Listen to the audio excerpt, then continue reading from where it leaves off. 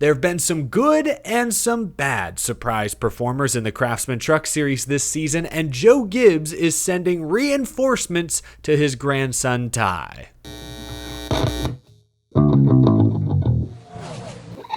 How's it going, y'all? My name is Eric. Welcome to Out of the Groove. Happy Monday, folks. Talking a little truck series this morning. It was cool to see the trucks get a standalone Saturday afternoon spotlight on Big Fox. Now they've got a short break, but once they come back, there are only 3 regular season races left. Then the playoffs are here. Only 10 races to go in the entire truck series season. So I wanted to talk about some of the positive surprises this year and some other mid-season disappointments.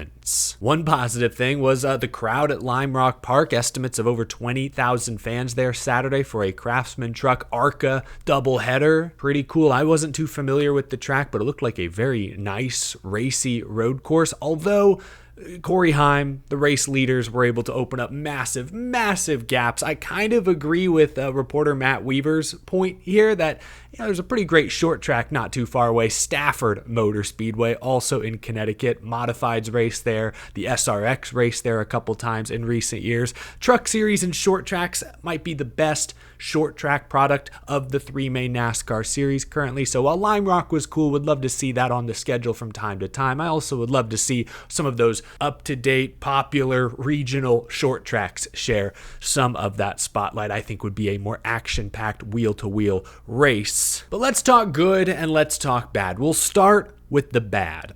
All of Thor Sport has been a huge disappointment this season. Multi-truck team based in Ohio, perennial contenders, won the Craftsman Truck Series Championship last fall with Ty Majeski. Through the first 15 races this year, they're winless as an organization. And at this rate, they'll be lucky to get one of their full-time trucks into the playoffs. Matt Crafton, 3-time truck champion, may one day see his name on the Hall of Fame ballot, just got passed by Corey Heim on the all-time wins list. And Heim is less than half the age of Crafton.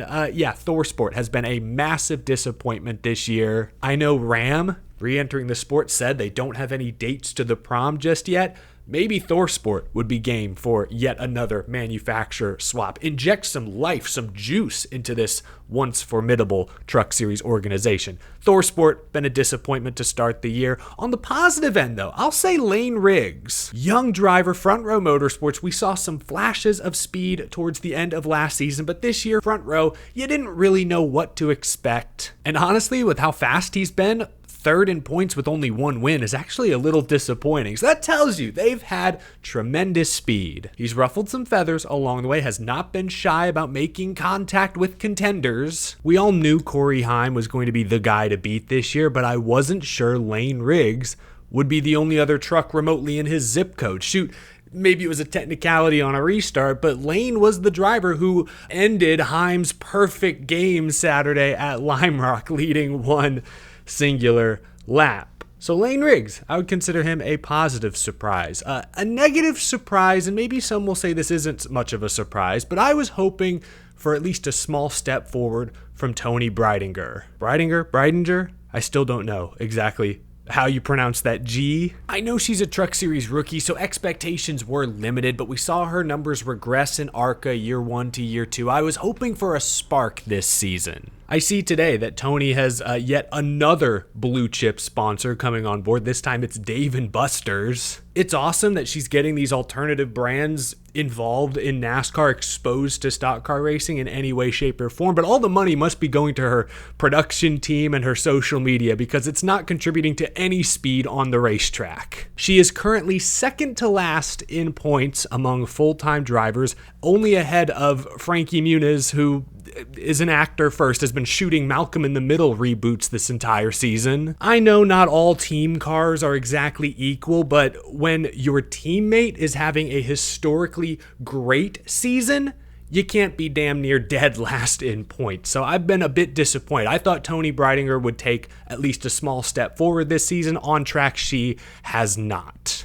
And one more positive performance, I'd say, has been Daniel Hemrick. And you could really expand that across multiple McAnally-Hilgeman Racing trucks, like Tyler Ankrum snapping a 6-7-year winless streak earlier this year. I didn't see that coming. I know the 19 truck won multiple races last year, was a championship contender with Christian Eckes, but there were completely different people working on that truck last year. Charles Denike, long gone. He's chasing Cup Series dreams now. Daniel Hemrick is a new driver, working with a new crew chief. They could have not gelled, floundered, but they haven't. This team doesn't look far off what Eckes was doing with Charles Denike last season. They've got to win. They're fourth in points. They're beating most of the guys they should beat. No, they're not in Corey Haim's league, but they're right there with the front row guys. They're usually ahead of Grant Enfinger and ThorSport and the other Tricon Garage trucks. So all in all, I've been impressed. Replace Christian Eckes and Charles Denike with Daniel Hemrick and Joshua Graham, I believe.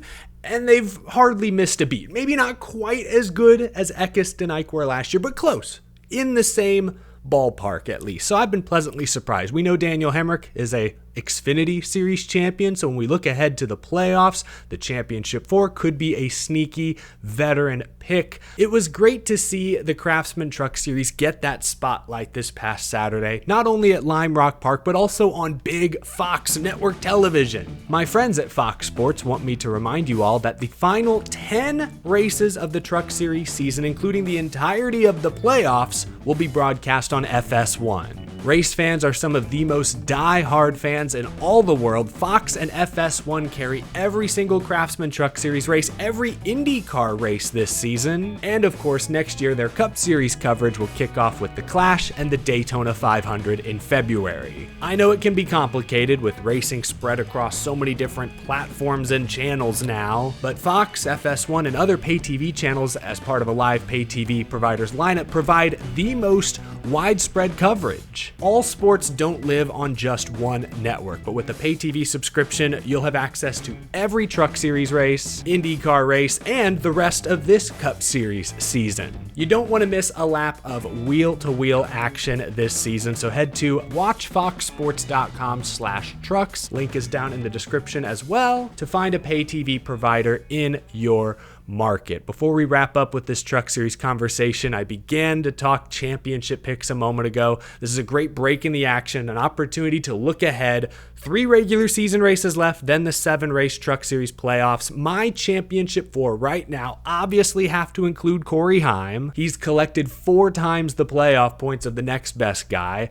I just talked about Lane Riggs. I think he has the speed. I was impressed with his pace at Lime Rock, so now I'm not worried about the Roval in the round of 8. Martinsville's in there as well. I think that works out for Chandler Smith. I think both front row trucks will make the championship 4. Chandler has Xfinity Series experience, 2 wins on this season. And then that 4th spot has to go to a veteran. Ty Majeski's the defending champion, but he's been off. So has his teammate, multi-time champion Ben Rhodes. I like Grant Enfinger a lot in that number 9 truck, but I talked about Daniel Hemrick. He's an Xfinity Series champion. He knows how to handle the pressure, navigating through these late season, postseason rounds. I'll take Daniel Hemrick. I think at least one spot will go to a veteran. Haim, Riggs, Smith, and Hemrick. That is my Truck Series championship 4 right here, right now. All right, that was fun. Don't get to talk trucks super often, but since Fox gave them a spotlight this weekend, I figured I'd give them a spotlight here Monday afternoon. But now we need to talk Cup. The other night, TNT noted that Chris Gabehart was on the number 54 pit box, helping rookie crew chief Tyler Allen call the shots for driver Ty Gibbs. Gabehart, who has won 22 Cup Series races with Denny Hamlin, moved into a competition director role this past offseason. Racer.com pulled a few quotes from Chris Gabehart post-race about the decision to put him back on the pit box. Gabehart said, quote, "The decision was made once we got 3 of the 4 into the playoffs to put all we could behind the number 54 to try to get it in too. And when you have a bench that's got assets on it, you use it. That's part of it." Yeah, Chris Gabehart is a pretty good guy to bring off the bench. This is like subbing in Kevin Durant to take the final shot. It's an awkward situation though, because you have a rookie crew chief in Tyler Allen who now has his superior holding his hand on race day. They put the training wheels back on. Strategically, it's a great move. Chris Gabehart is a better crew chief than Tyler Allen right now. He has more experience, more success, obviously. And Ty Gibbs has been fast the past few weeks. 4 straight finishes of 14th place or better. But remember, Michigan a few weeks ago, there was a notable fuel strategy disagreement. Ty Gibbs wanted to push the limit, go hard at the end. Instead, the team, led by Tyler Allen, encouraged him to be more conservative, save more fuel, and as a result, Gibbs had to watch Hamlin and Chris Buescher finish 1-2 right ahead of him. We did see William Byron run out of fuel in that race, so I can't say Tyler Allen's conservative call was wrong, but the look on Ty Gibbs's face post-race showed that he disagreed with the decision, so I imagine the relationship was frayed there. Briscoe winning at Pocono, again to get 3 of the 4 Gibbs cars locked into the playoffs, I think made this decision easier. We got a couple of road course races coming up. Great opportunity for Ty Gibbs, who was a contender at Mexico City. That was another race where strategy, you may argue, could have bit them, although it was more an untimely caution. This is an interesting situation. I just want to talk Ty Gibbs for a moment.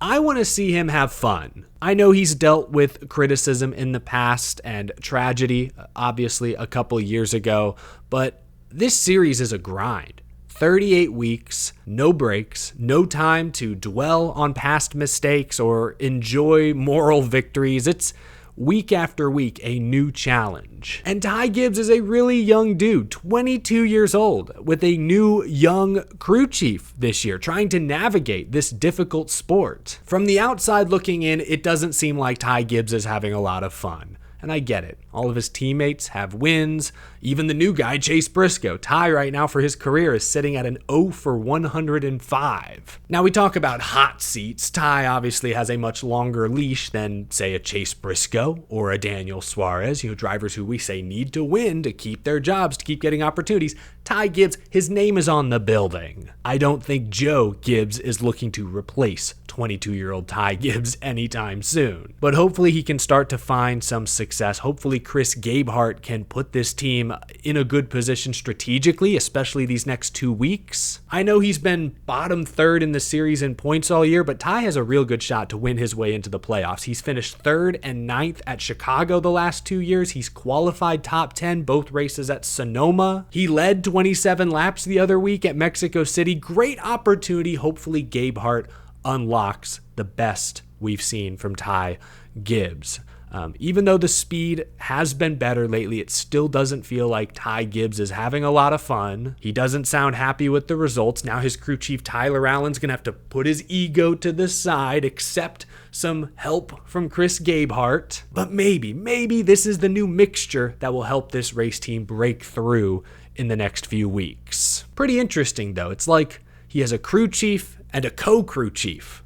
I know the car chief is a thing. This feels very like open wheel racing where there's a team strategist in addition to the crew chief or whatever they call him. The dynamic is different, but it's kind of new to NASCAR, but hopefully it works out. That's all for this one, folks. Leave a like on this video if you enjoyed. Subscribe for more NASCAR news, content, commentary, race reactions, and so much more every day, every week, all year long. I greatly appreciate your support. I'll talk with you again tomorrow. Power rankings coming later this week. We got the Chicago Street Race this coming weekend, 4th of July, holiday. Good time to be a race fan. I'll talk with you again real soon.